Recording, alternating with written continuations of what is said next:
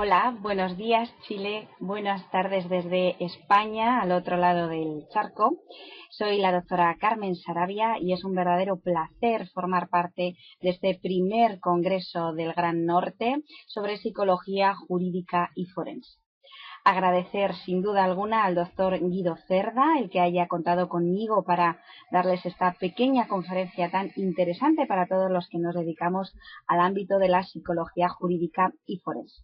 Es un verdadero placer participar en nombre de la Universidad Cantabria, una comunidad autónoma muy pequeñita en el norte de España, a la cual están todos ustedes cordialmente invitados a visitarnos. Tendrán una calurosa acogida y, como digo, es un placer hablar en nombre de mi universidad, puesto que soy profesora en dicha universidad, y agradecer nuevamente tanto a la organización como al doctor Guido Cerda el que hayan colaborado y contado con nosotros. El nombre de la conferencia que les voy a impartir a modo de videoconferencia, ya que lamentablemente por situaciones ajenas a mí no puedo estar en vivo y en directo con ustedes y tampoco he podido realizar una videoconferencia en directo, que era la decisión inicial que habíamos adoptado tanto el doctor Cerda como yo. Con lo cual, lamento profundamente no poder estar con ustedes ni poder acompañarles, pero decirles que la conferencia como tal lleva siendo preparada desde hace muchos meses con mucha ilusión y nuevamente decirles que voy a tratar de realizarla de la manera más amena posible. El título de mi conferencia, titulada Evaluación del riesgo de violencia y reincidencia, un reto para la evaluación psicológica, hace alusión a algo que realmente nos preocupa mucho a los que nos dedicamos al ámbito psicológico o psiquiátrico dentro del mundo forense y judicial, que es la violencia. Todos los actos delictivos que conllevan violencia o un riesgo en violencia realmente nos preocupan. Si bien es cierto que las estadísticas en función de cada país, yo les puedo hablar de España, está claro que Latinoamérica, Estados Unidos, Asia, etcétera, tienen índices de violencia diferentes, indicarles que estadísticamente los actos delictivos violentos tienen una prevalencia menor de la que consideramos. Es decir, son actos afortunadamente, ya digo, dependiendo de cada país, que no se dan con tanta frecuencia como creemos. El gran problema que tiene la violencia es el gran impacto social que tienen ese tipo de actos delictivos, es decir, una violación, un asesinato, un acto terrorista, conllevan un gran tipo de problemas dentro de lo que es la sociedad. En este caso concreto lo que voy a tratar de plantearles es un poco un pequeño recorrido sobre lo que supone la violencia, sobre lo que supone otro tipo de conceptos añadidos como es el de agresividad o como es el de peligrosidad, y finalmente les hablaré de lo que es la evaluación de esa peligrosidad y de algo que nos interesa mucho, de la evaluación, reevaluación o predicción de los factores de riesgo asociados a la violencia y al uso de la misma para conseguir un fin determinado, muchas veces delictivo. El índice que voy a seguir para llevar a cabo esta conferencia y para que ustedes me puedan acompañar durante la misma es hablarles de una breve introducción referente a la violencia y a los conceptos más empleados. Hablaremos también de lo que supone la valoración del riesgo de violencia.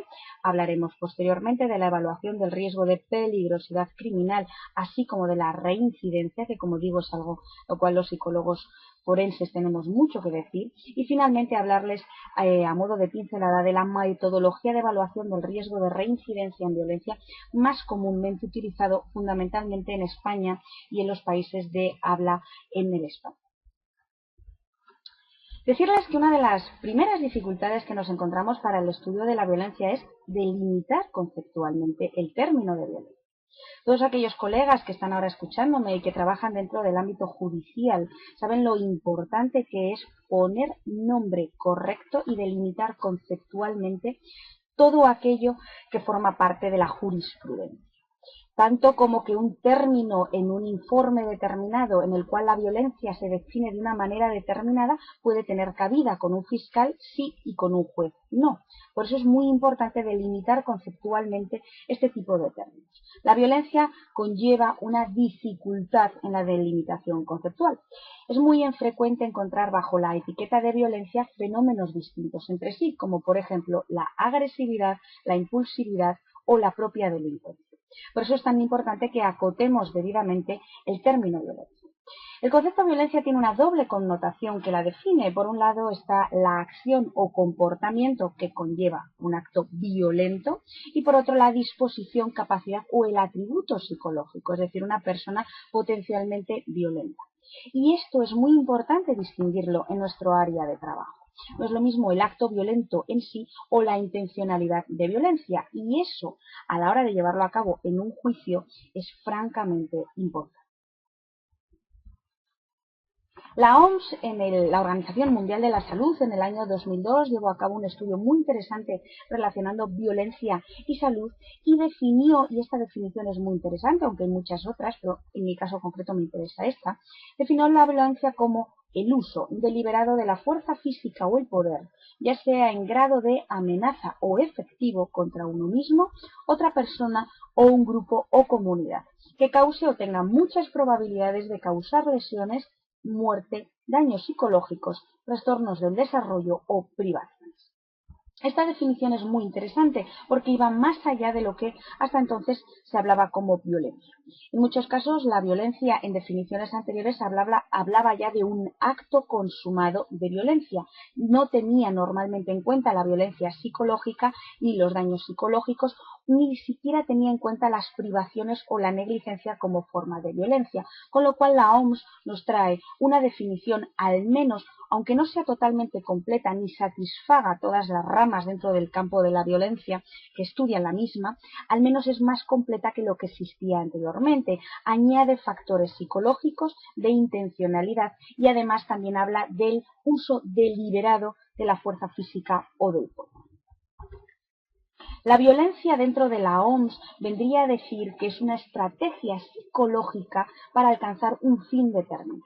Al hablar de estrategia psicológica ya entraríamos no solo en el acto consumado de la violencia, sino también en la intencionalidad y en la peligrosidad. Y esto es muy interesante para los psicólogos porque hablaríamos también de poder prevenirla y además de poder estudiar los factores de riesgo que se asocian con el posible desencadenamiento de la violencia. De acuerdo con la OMS, por tanto, se entiende que la violencia es una estrategia para conseguir un beneficio a costa de dañar a otros.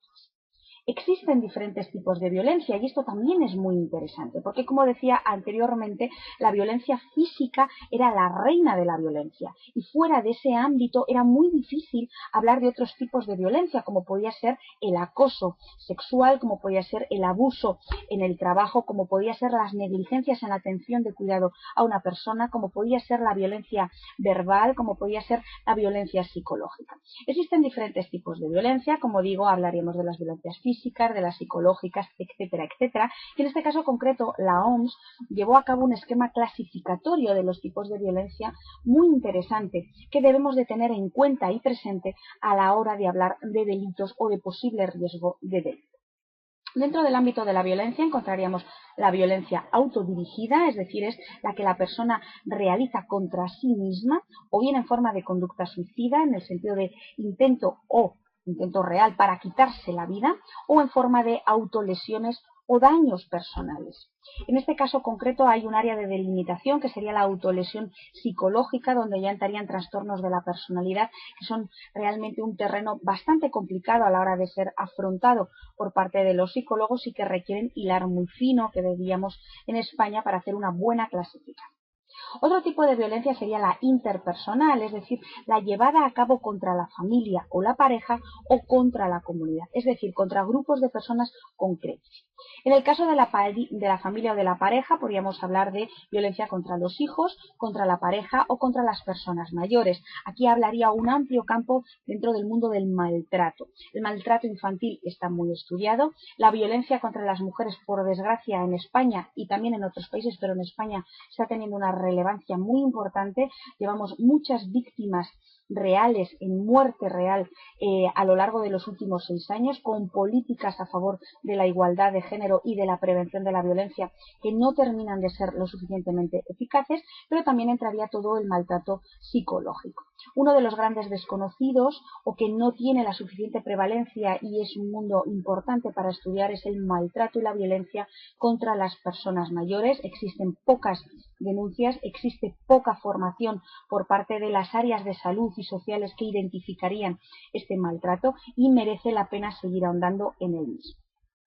Dentro de la violencia interpersonal para la comunidad entraría aquella que se realiza a los conocidos, como podría ser dentro del ámbito del trabajo, como podría ser dentro del ámbito de las amistades o bien contra los extraños. Violencia que se lleva a cabo en un barrio o en un pueblo determinado o en una ciudad.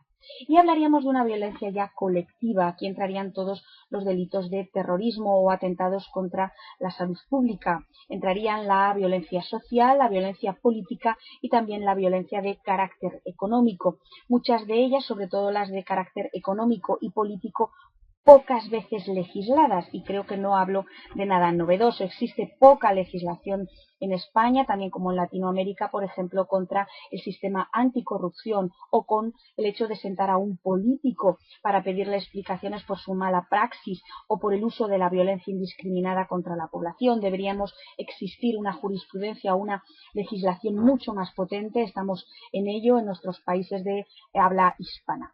Dentro de los diferentes tipos de violencia que también clasificó la OMS, encontraríamos la más conocida por todos y también la más estudiada, con numerosa bibliografía al respecto, que es la violencia física.